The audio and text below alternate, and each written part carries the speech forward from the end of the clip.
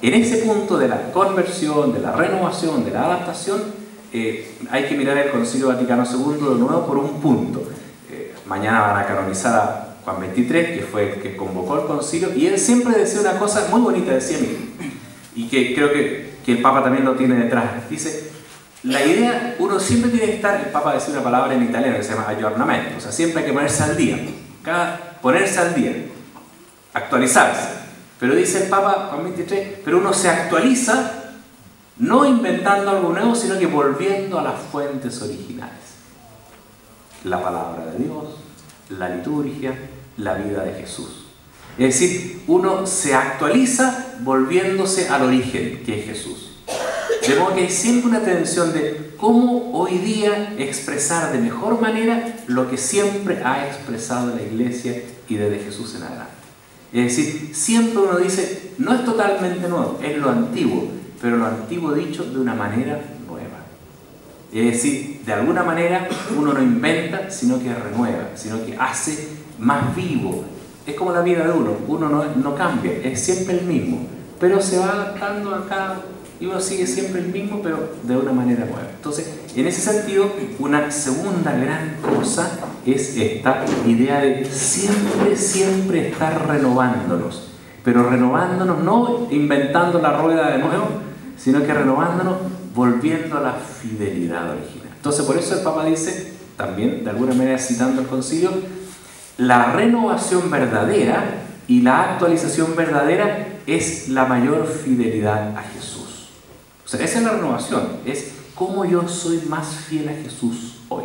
Siempre la perspectiva eclesial es eso. Como la Iglesia no se entiende por sí mismo, sino que se entiende en Jesús y en la misión, uno dice, ¿cómo lo hago? O sea, ¿cómo soy lo más fiel a Jesús para que el mundo de hoy lo entienda y lo reciba mejor? Siempre están esas dos partes, ¿no? ¿Cómo hago? ¿Cómo conozco mejor a Jesús? ¿Cómo me encuentro más con Él? ¿Cómo comprendo más su vida para que el mundo de hoy acoja a Jesús de mejor manera? Siempre es esa doble tensión.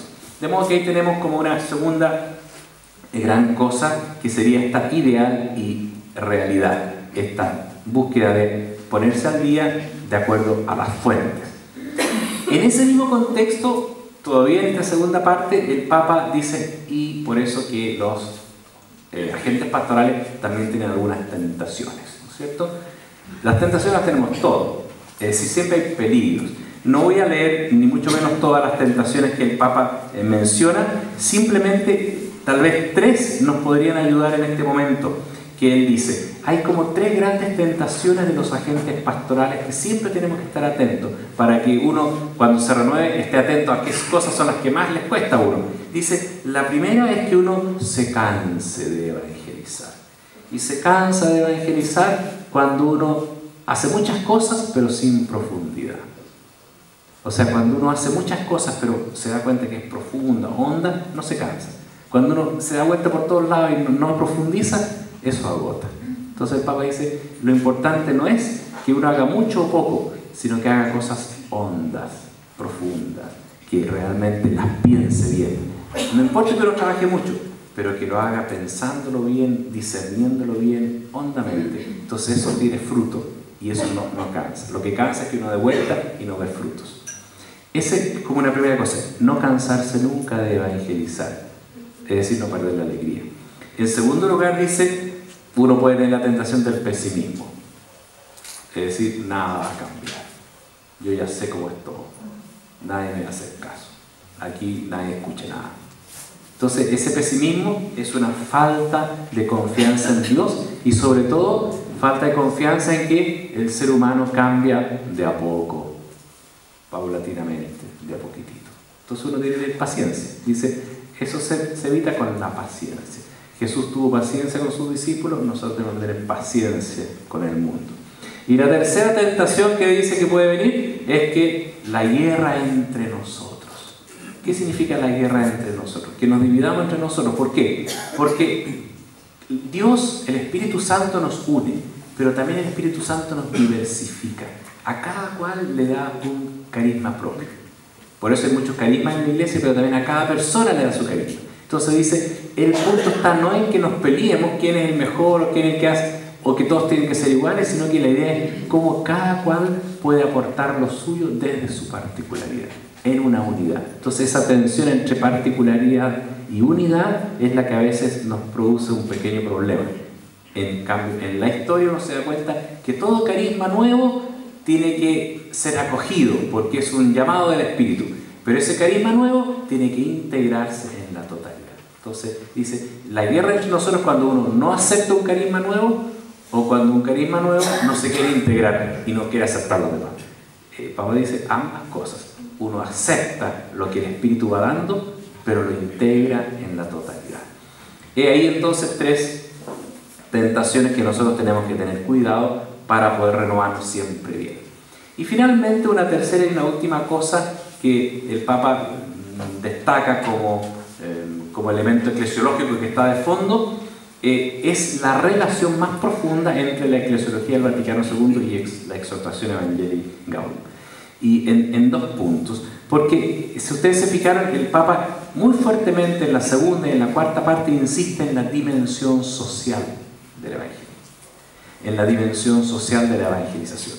¿Por qué lo hace? No simplemente porque él le tiene amor a los pobres, que obviamente eso es un principio, pero es más hondo incluso que eso. Es porque él tiene una concepción del ser humano y de la iglesia que es muy profunda y consiste en que el ser humano por esencia es comunión. Fíjense ustedes que nosotros como seres humanos, todos nosotros dependemos de otros. Nadie se dio la vida a sí mismo, a no ser que aquí haya alguien que se haya autogenerado, pero no. Todos nacimos porque alguien nos dio la vida. Uno recibe de los papás y de la sociedad, de todo. Y además uno le da a los demás. Mucha gente le debe a uno cosas. Entonces, la vida humana uno depende de otros.